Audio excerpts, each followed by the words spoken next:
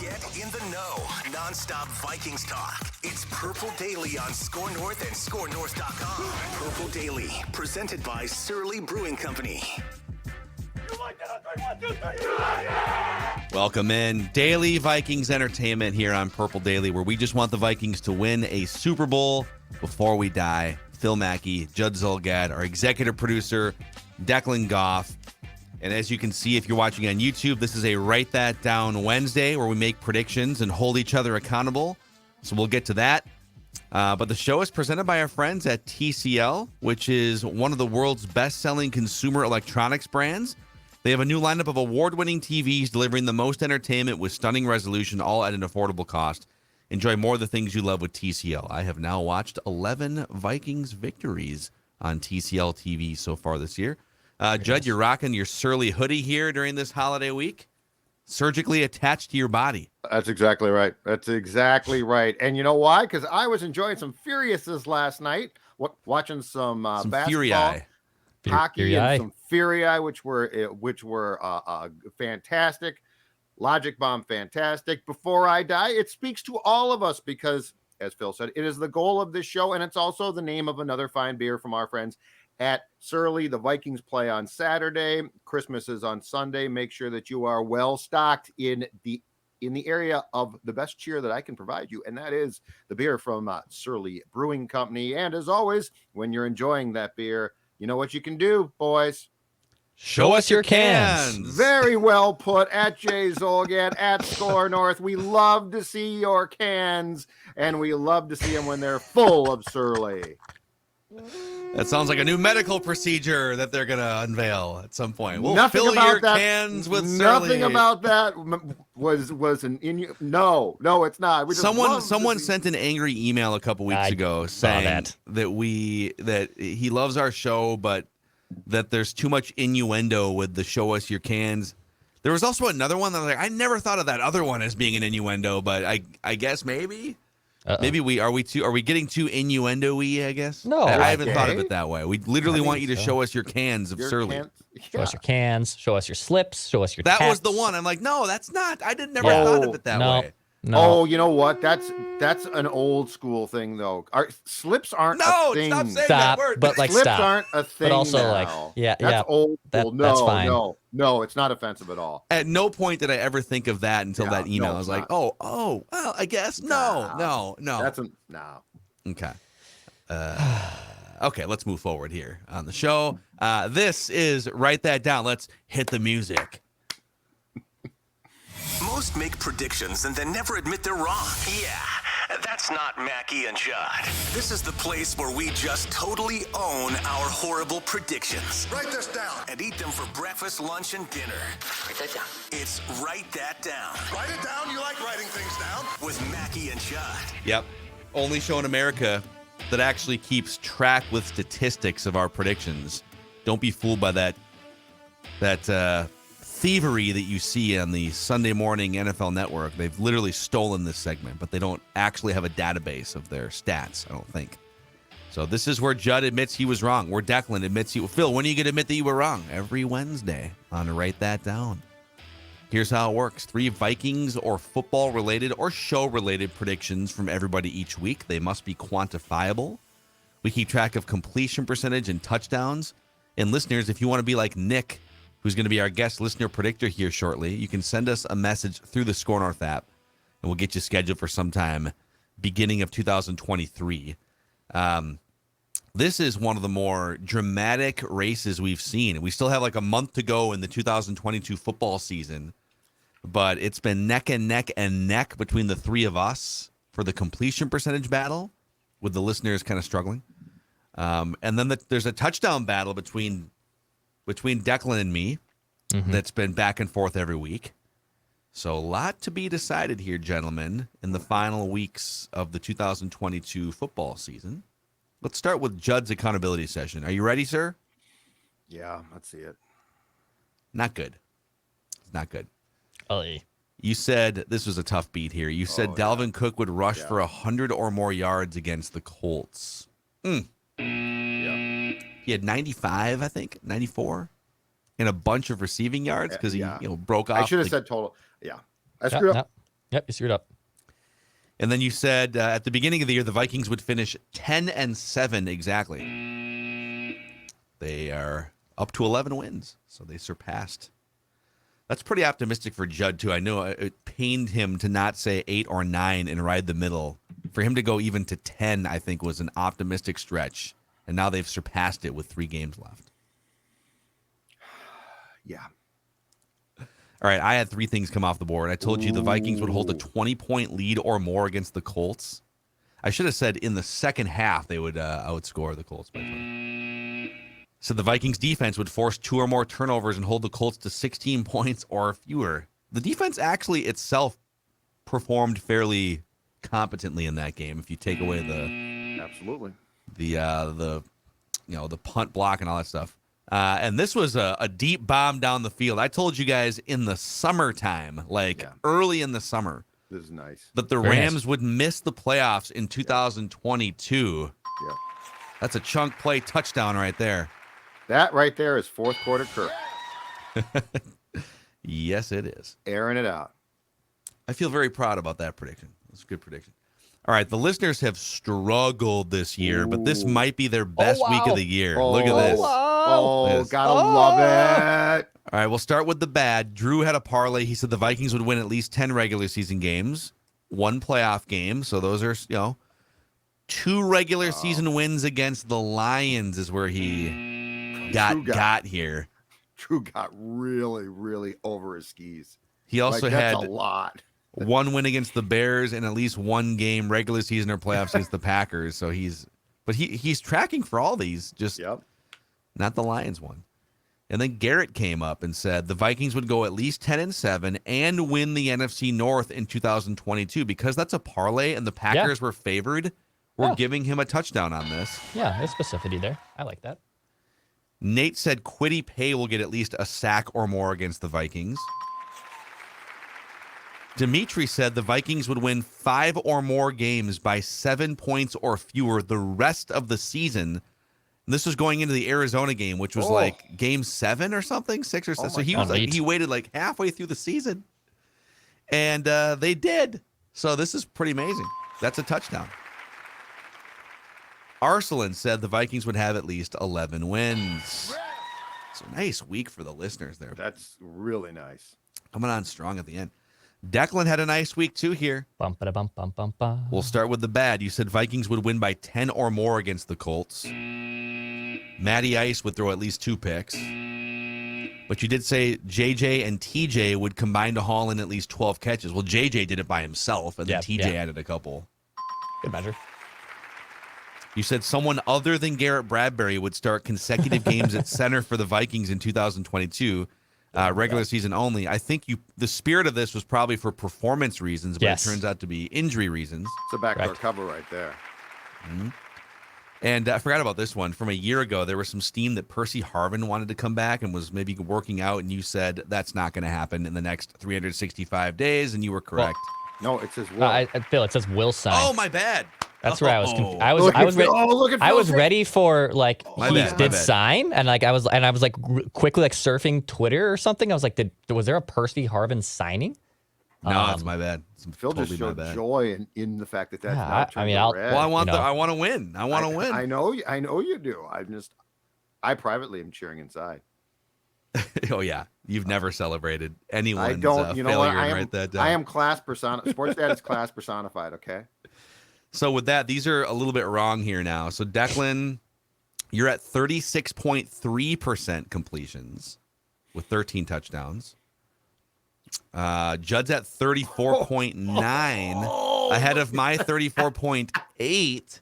Wowzer. Judd has 8 touchdowns. I still lead with 15 touchdowns. Listeners up to 22.7 with 7 touchdowns, trying to catch Judd in the touchdown category. So look at this, boys. I mean, this is what we talk about. Kirk Cousins in the fourth quarter overtime of close games.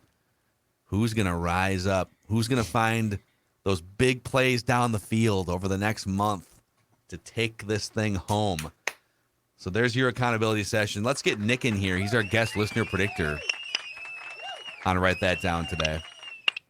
Nick, what's going on, man? What's up? Go Sparty? Yep. What's Always. your Minnesota sport? So what's your you're a Detroit and a Michigan State guy there. What's your Vikings fan background? Probably started about 20 years ago, I'd say, right around 2002. When I started to play football, like organized in school, I wanted to pick a favorite player. And being from I'm from Lansing, Michigan. I started with the Lions first. Went through their roster. Nobody I wanted to pick. I'm not going to be a fan of Joey Harrington. Oh, come on. Joey Harrington had a good quarter once, I think, somewhere in there. Somewhere, maybe. So I just found Randy Moss, and rest is history. Yeah. Nice. So if you're a Michigan State guy too, when Kirk Cousins came to the Vikings, that must have been a fun intersection for you. Yep, I was a big fan of it. I wanted Bridgewater first, but they couldn't give him that contract coming off that injury, so I was happy with Cousins. Yeah. So, well, Nick is here. He's representing Vikings fans in a different NFC North territory here. So we appreciate that. We're going to start with Nick, go to Judd, Declan, back to me, 3 trips around the room. The predictions must be football or show related in some form and quantifiable. Otherwise, you can pretty much go wherever you want here, Nick. So Write this down. you're first, man. Fire it up. Playing the Giants, it took me back to a game. I remember when they played them back in 2016. And Xavier Rhodes held Odell Beckham to 23 yards, which is a career low for him. So that took me to this prediction. Write that down. No Giants wide receiver, will have more than 50 yards receiving. Oh, Interesting. Okay. Oh, Duke Shelley. Island. Shelley Cherry Island. Island. Yep. The Duke of Shelley. The Duke. Bringing the hammer. It's been good. I got to give him He some has credit. been good. He has been. Write this down. He's I love probably the going to name, start but again, right? I got to give him a ton of credit. All right. Write this down. There will be a credible report after or during, just for semantical purposes here, just in case it comes out, during or after the season that Danielle Hunter was unhappy with his role with the Vikings.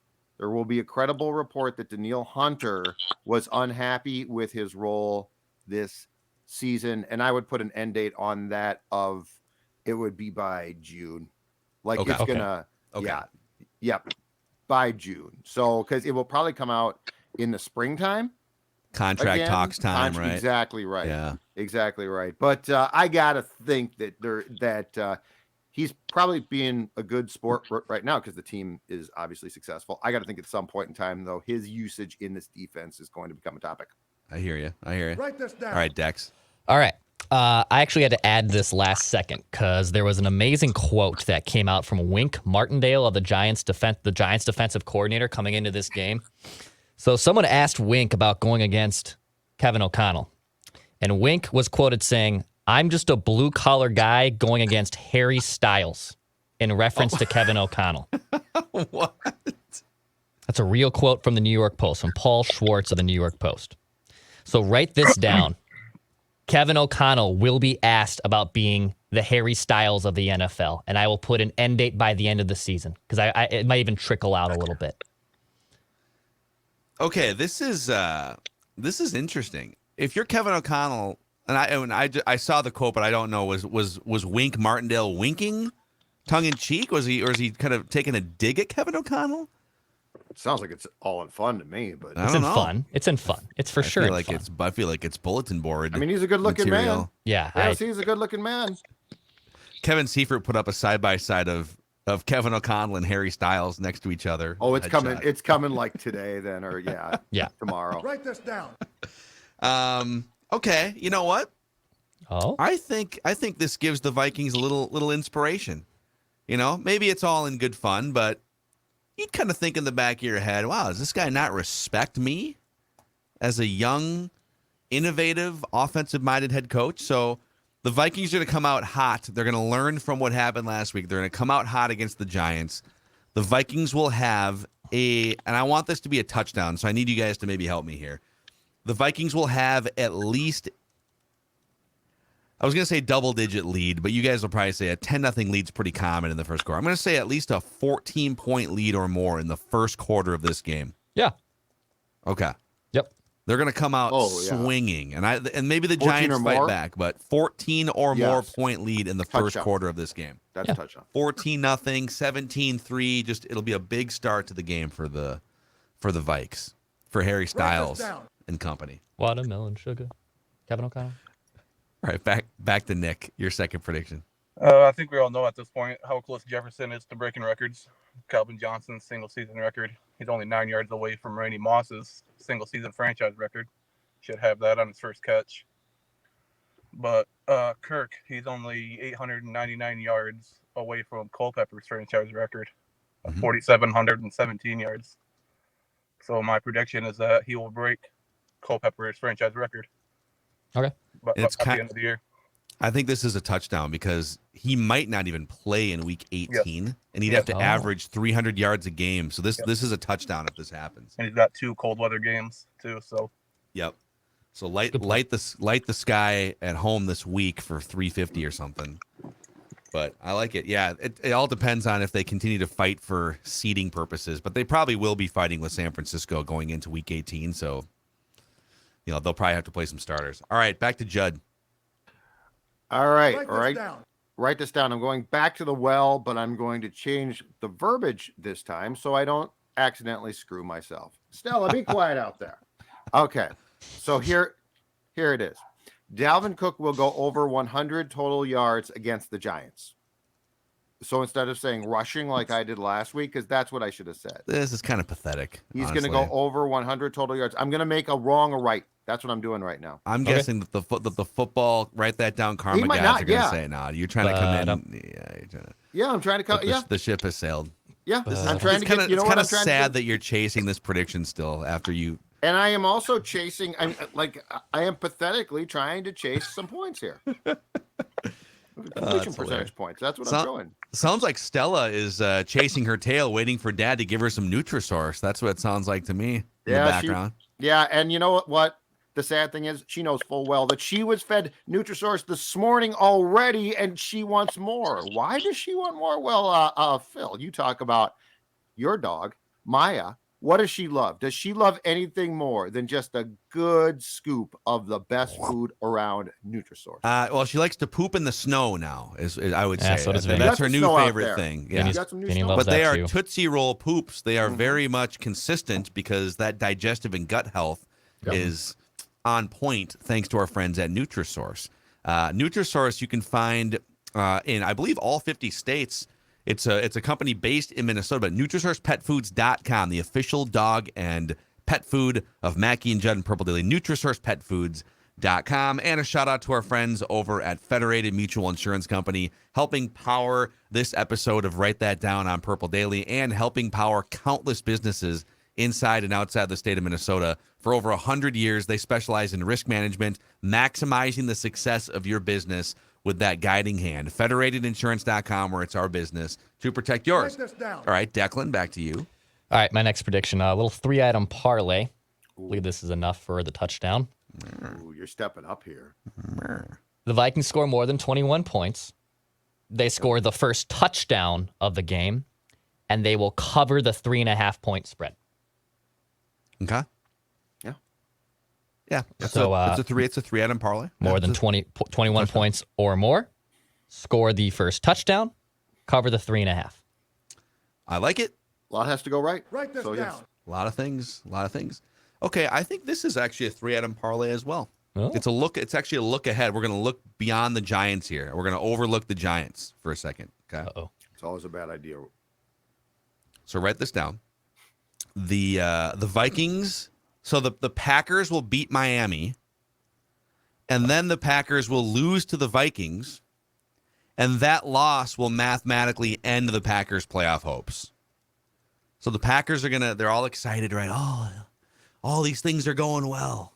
We just beat a crappy team on national TV, and they're going to come up with a big win against Miami and be all excited going into the game against the Vikings at Lambeau. And then the Vikings will be the ones to step on the Packers' hand as they fall off the cliff. So Packers beat Miami, lose to Vikings, and the loss to the Vikings will mathematically eliminate them from the playoffs. Okay. Write her down. Write this down. All right, back to Nick, your third and final prediction. All right. Over the past few years, it's kind of been proven that if you give your young quarterback an elite wide receiver, you can see the difference in their game. Eagles gave Hurts, AJ Brown, Tua got Tyreek Hill, Josh Allen got Diggs. And I think with the Bears, Justin Fields has done enough to make them think that he's their franchise quarterback of the future. So my prediction is that the Bears will trade for a true number one receiver. Trade. Okay. Yep, How do we trade. define true number one? Is there a way we can quantify that? I mean, it's like a big name. I got 3 names that I'll put on record saying who they will be. Okay. Okay. Yeah. It'd be DeAndre Hopkins, Ooh. Mike Evans, Mm-hmm. or Michael Thomas. Okay. Oh. Ooh, I like the I like buy the low on last Michael one. Yeah, me Thomas. too. Yeah, he's hurt Yeah. again. Yeah, they got But a he lot was- of money. They can pay any one of those guys. So that's who I I think. like will it, be. man. Nick coming in, taking his swings here. Nick, since you've got this life-changing platform right now on Purple Daily, is there anyone in your life you'd like to thank that helped you get here? Not really. I mean, I'm the only Vikings fan that I know. Yep, I'm surrounded by Lions fans. So Ooh. He's a lone wolf, folks. I have no one to thank. You know what? I love You're the it. first person to come on the show and do it, and I love It's it. great. I'd like to thank my hands, Yeah. Freddie Mitchell. I'd like to thank myself for not being a Lions fan, which, by Yeah, the you way, should be. good call, dude. I'd like to thank Joey Harrington for guiding me away from the Lions and toward the Vikings. Yeah, yeah, I was actually at that Lions Vikings game a couple weeks ago. There was bonkers. surprising a lot of Vikings fans there. Yeah, They well, travel well now. They travel Yeah. really well. All right, good for them. well, great stuff, Nick. Thanks for coming on the show. We'll definitely see you again on Ventline hopefully sometime, and good luck with your predictions. All right, thanks, guys. All right, there he is. Guest listener predictor, Nick. Tackling with the most condescending. Good for them. I've heard in Yeah, a good long for them. time. Good for them. I'm glad they travel well. well. Yeah, for them. that's really interesting. Got any more on that? Condescending Judd, condescending Sending Declan. decks. Yeah. Yeah. All right, Judd, what's your third and final prediction here? It's this off the news of the week. KOC got on his press conference on Monday and pointed out that Justin Jefferson is taking some what he considers to be illegal hits. Asked to follow up on that yesterday. He basically said, I said what I said. There's not a lot more to say. So he just wanted, very smartly, to put it out in the ethos that if there is a questionable hit, and Jefferson has drawn flags, to be clear, but if there's a questionable hit, that the league should take a very close look. So write this down. Justin Jefferson will draw at least one penalty for a personal foul against the Giants. So O'Connell's put it out there. And he's drawn, so he drew one against the Colts, and I think he drew one against the Jets as well. So it's not like he's not getting those calls. Yeah, But it's O'Connell's it's a touchdown if this I happens. think it's a touchdown. But O'Connell's disdain for this is Yeah. Is clear, and I don't blame him. And I like the fact that he's basically just continuing to plant the seed and say, watch for this. So yes, he'll draw at least one on Saturday. Yeah, I like it. I like where you're going here. All right, Dex, what's your third and final prediction? All right, write this down. He hasn't done it this season yet, so that's where I kind of want this, and I think it's specific enough to be a touchdown. He did do it once this year, excuse me. Is it enough to say he did it with the Lions against Seattle? TJ Hockenson catching at least 2 touchdowns. Is that a touchdown of a prediction? Absolutely. Right? Okay. He only has, I think, 1 with the Vikings this season since he got traded here. He's had a ton of receptions. And Absolutely the 2-point conversion, right? On And a 2-point, yep. Saturday. But yeah, I think he has 1 touchdown catch. All right, so yeah. I think it's a touchdown even if you said Justin Jefferson only has like 8 touchdowns this year. I'd say anyone 2 in a predicting game. anyone has 2 touchdowns in a game is a touchdown. I'll write that down. All right, so write it down. Yeah, maybe not like a running back, but Well, this not is a for sure. quarterback, but like, yeah, I think, if it's Pat Mahomes, like, that doesn't count. But yeah, Pat TJ Mahomes. Hockenson records 2 touchdowns against the Giants. Write it down. Okay, write this down. This is definitely a touchdown, I think. So no, it has to 100% be. a touchdown. I think it is. It has to be. It has to. All be. right, let's hear it. So 2 forces are going to be meeting in the middle of US Bank Stadium on Saturday. You have the force that is Daniel Jones, who leads the NFL in lowest interception percentage. Only 1% of his passes have been picked off this year. 406 pass attempts, 4 interceptions. That's it. Wow. Yeah. And then on the other side, you have this other force called Shelly Island, which is a great island. It's an island that we all have come to know and love. But to this point, it's an island that lacks any interceptions in its timeshare. history. It's a timeshare right now. He has never intercepted a pass in the NFL. Yeah. Right?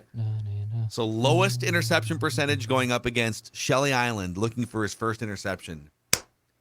Something's got to give, or not. I'm saying Shelly Island will collect its first interception ever. I'll just say against the Giants in case, like, if Daniel Jones gets hurt and someone else comes in. If you're predicting Duke Shelley interception in this game. Let's make it happen. Yep. Shelly Island. Watch it be a scoop and score or something dumb. I'll stick to interception though for Shelly Island. All right. Is he starting again? Ed Donatil spoke to the media on Wednesday morning, and he said he will not confirm if he or Dantzler will start. Oh, you got to keep it secret for the Giants. Yeah, the Giants are. They're not going to know who the game plan was. It Cam Dantzler or Duke Shelley? What if Dantzler comes back? What are they going to do? Write that down. Oh, my gosh. So those are your write that down predictions and your accountability session here on this Wednesday as we go into the final month soon of the 2022 Write That Down season. Drama atop the standings in both categories. Boys, do you want to take a look? It's been a couple weeks since we've done this. You want to do a deep dive into the NFC playoff picture here? Yeah. See what the possible scenarios are for our Minnesota Vikings? So as of right now, let me pull up the playoff picture here. There's a few teams that have clinched in the NFC. We have Vikings and Niners have clinched their divisions. Eagles and Cowboys have clinched playoff spots. The Eagles would have to, I believe, lose out, and the Cowboys win out for that division to flip. Yep. So we have 4 confirmed playoff teams, and then of course there's the Buccaneers are the 4 seed at 6 and 8 right now, leading 3 teams that are 1 game back at 5 and 9. Someone did do the research that in the last 20 years, it's 3 teams have won divisions. Actually, it's since 2010. I don't think we had any in the 10 years before that. So since 2010, we've had 3 sub-500 division winners. Okay. The Washington was one of them, and then the Seahawks team from that was like 2000. That was like 2010. They beat the Saints in the playoff game. They did. And then somebody else did it too. So it happens like once every 4 years, and it's probably going to happen again this year. And then right now, your wild card teams are the Giants at 8-5-1. The Commanders at 7-6-1 are the 7 seed. So if the playoffs started right now, the Vikings would host Taylor Heineke and the Washington Commanders. A little rematch, but this one at US Bank Stadium. So I'll go over some other scenarios here shortly. But what do you think of that? Or would they host Carson Wentz and the Commanders? Because there is I would rather face Carson Wentz in a playoff game than there is scuttlebutt. There are rumors. There is controversy flying in our nation's capital that that caused Ron Rivera to give Taylor Heineke a vote of confidence for now, but he did not make promises. So they might go back to Wentz. interesting. Either way, I would be very disappointed if the Vikings lost a first round game. Like, I like the matchup. Mm-hmm. I like the matchup. I think that you can beat the Commanders here. This team doesn't blow teams out, so I'm not saying that they're going to win by 2 touchdowns or 21 points. But yeah, I feel pretty good if you were to tell me right now that the Vikings' first playoff game at US Bank Stadium is going to be against the Commanders. I like your odds. Yeah, I would take my chances there, and we'll kind of get a better feel for what that Giants matchup looks like. But you could be looking at a rematch, especially if you beat them. If the Giants beat the Vikings, it's a conference win for the Giants. It's another step forward above the Commanders and the Seahawks. But if the Vikings beat the Giants, they may actually be setting up a matchup with the Giants in the first round of the playoffs. But then there's also the Niners thing too. So if the Vikings drop a game at some point, the Niners, who are sitting at 10-4, a game back, have a better conference record right now. The Niners only have 2 conference losses. Vikings have 3. And because those 2 teams don't play head-to-head, I think if it's just a one-on-one tiebreaker, it would be conference record. So they have to stay a game up on the Niners. The Niners play home against Washington this Saturday, but then they play at the desperate Vegas Raiders, who are fighting for a playoff spot in the AFC, and then home against the Cardinals. So they're going to be favored in all 3 of those games, and they've now won 7 in a row dating back to like the second to last week in October. So, but if they catch you, it'll flip, and then you're going to play. That's the problem. There's like 5 different scenarios based on if you flip the 2 and the 3 seed. But if you stay in the 2 seed, other teams that are knocking on the door, the Seahawks are just a half game back of the 7 seed. The Lions are just a half game back of the 7 seed. And the Packers are just a game and a half back of the 7 seed.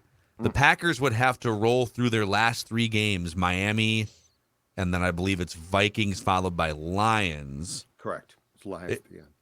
So they would, and if the Packers win the next 2, if they beat the Vikings, they beat the Dolphins, then I think they'd be playing the Lions maybe for a playoff spot, depending on what the other teams look like. So basically, you're kind of looking at Giants, Commanders, Seahawks, Lions, Packers are the 5 teams you could face as either the 2 or the 3 seed. All of those games would be at US Bank Stadium. Give me the Commanders. Yeah. Of that list, I think I take the Commanders. How would you rank those teams in terms of like the matchup for the Vikings? So I would say Commanders 1 as far as if it's 1 to 5 of who I want to face, I would say I'd put the Commanders 1.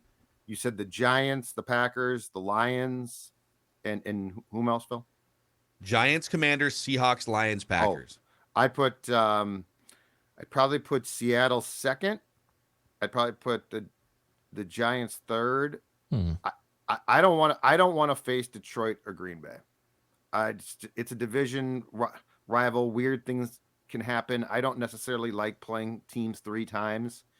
I always go back to the 2004 game when Mike Tyson's 8-8 Vikings went to Green Bay and won.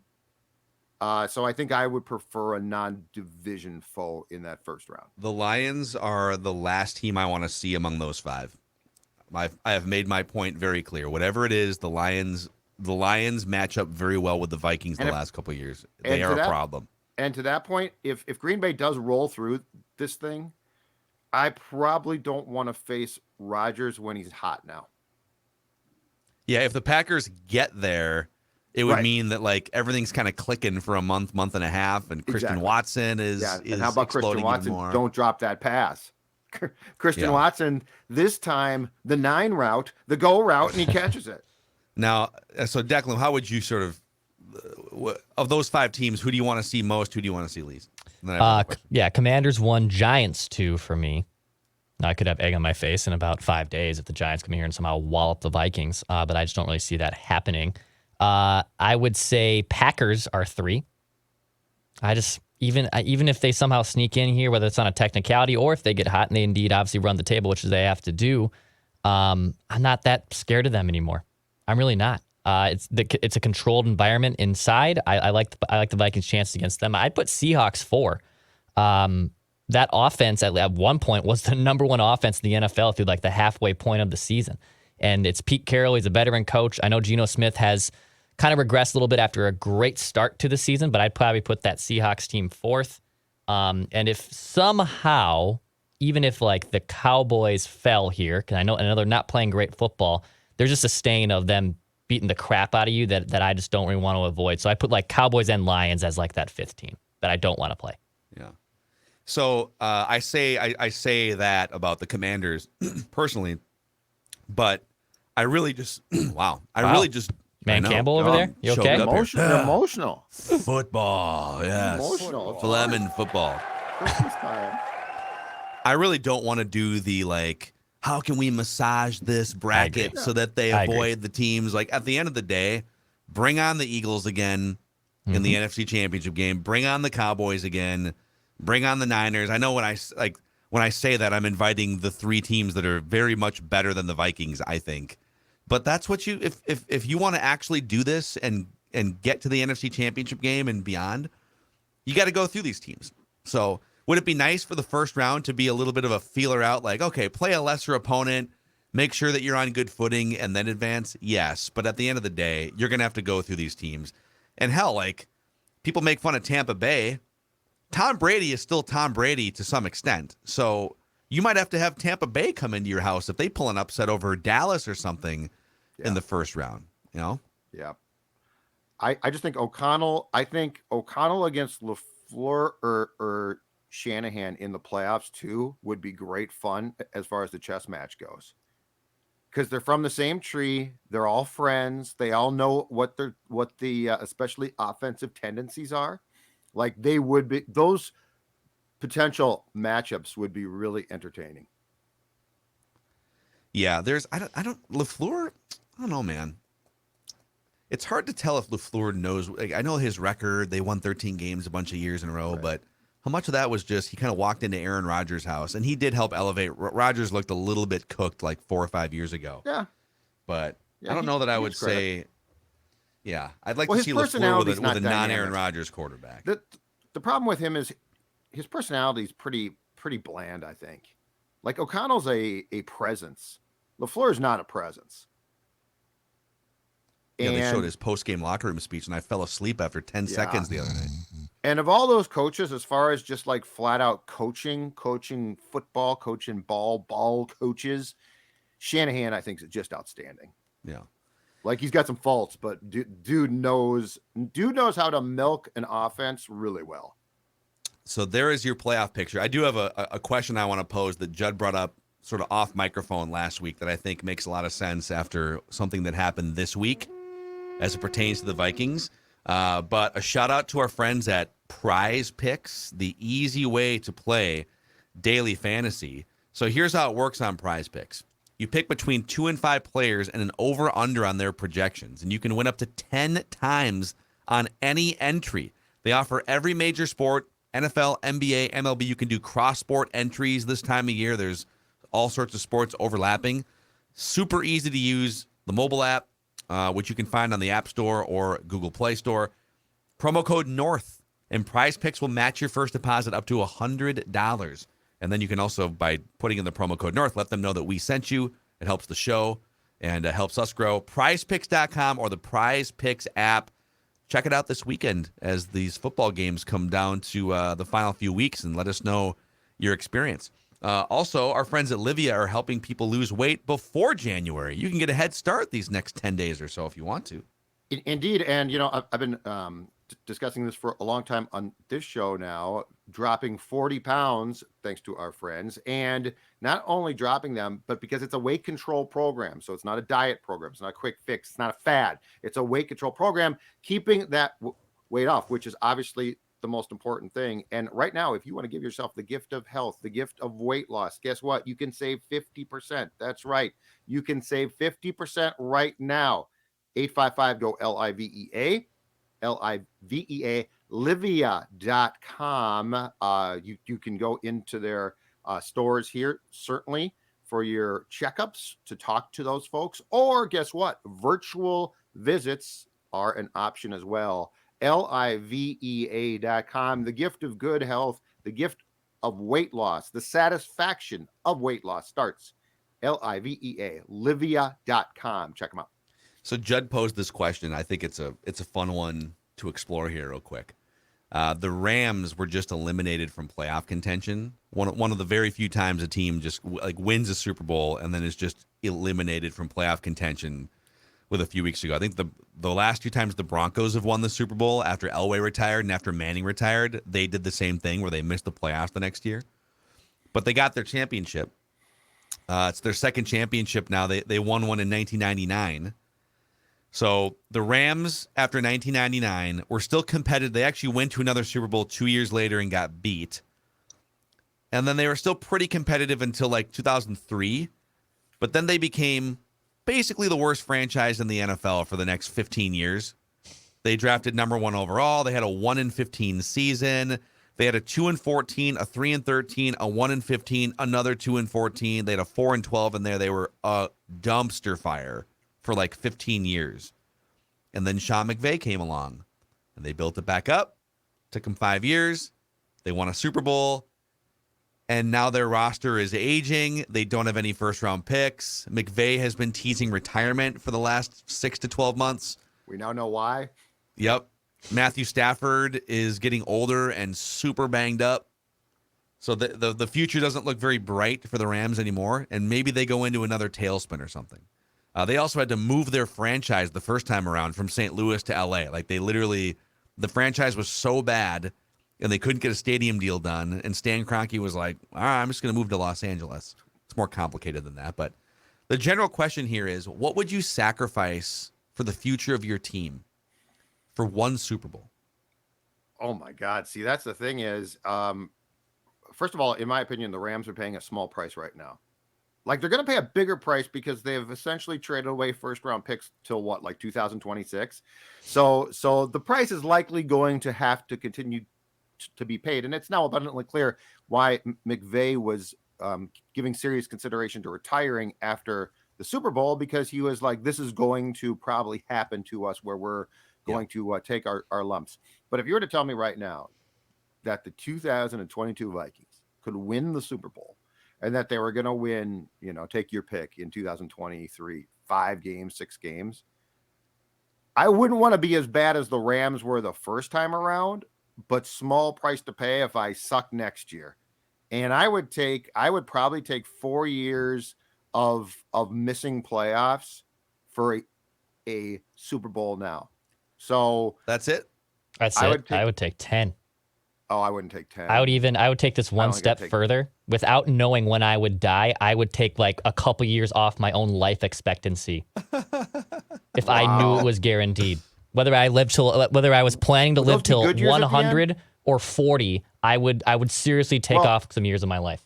10 years if it's guaranteed. 10 years of sucking or 10 years of you get back to being competitive, but here's what you would get. I'll be specific. Yeah. You would be the 2007 through 2016 Rams for 10 years, which means 3-13, 2-14, 1-15. There would be 4 7-win season mixed in there, but then another 2-win, 6-win, 4-win. So you would never finish 500. 10 years under 500 and drafting in the top 3. You'd go through multiple head coaches, and your team might move out of the state. That's just that last caveat I don't like. I can't do that. But you would have your championship. Oh my God. Okay, what if I took the moving the team thing? Because I get that. That's a tough one. Oh my gosh. Yes, I do that in a heartbeat. I don't even blink. I don't even blink at that. If in my opinion, if you're not okay with that, then you're okay with the Vikings being the Vikings and stuck being 9-7, 10-6 forever. Which is what they've been. Is that what you want? Yes. Well, is that what you want? Here's the thing, though. Here's the thing. In the scenario that you just painted, the one thing is the Rams screwed up their drafting. Like if they had drafted decently, like if they had hit on more picks. That's what I'm telling you, the Vikings would then screw up their drafting for 10 years too. Stop trying to massage this, Judd. I'm trying very hard. You're like, but the Rams were incompetent. I'm saying no, the Vikings would become incompetent for 10 years. And I get 7 wins. And they'd wins. fire a bunch of people, and they would have. All right, if you know what, I'm 53. I got to do it.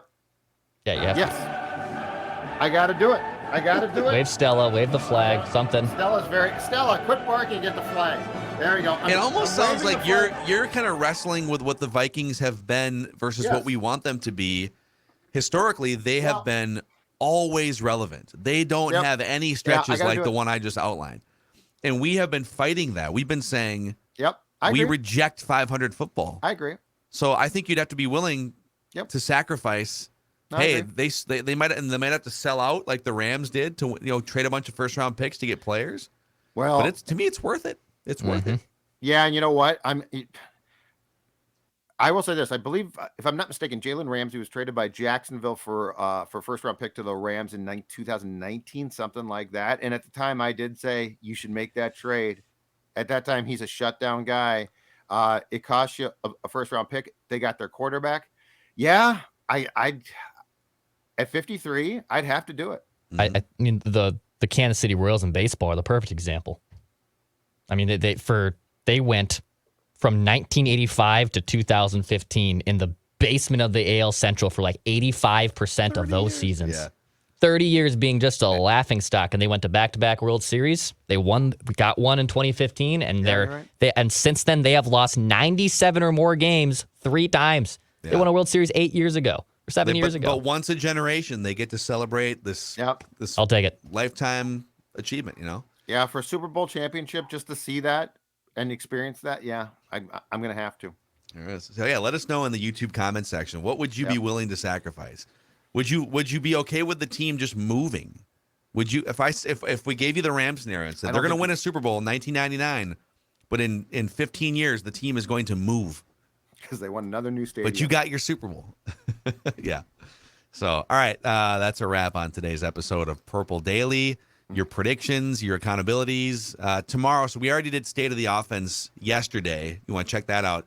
We'll do a Feedback Friday on a Thursday tomorrow and make our picks on a Friday. Moving everything up this week. So get your feedback questions in. And I promise Trenches with Boone, we had to bump that. He had some family in town. We're trying to shuffle schedules, so we are recording tonight. Ho, ho, ho. It'll be up tomorrow. Bro, see you guys.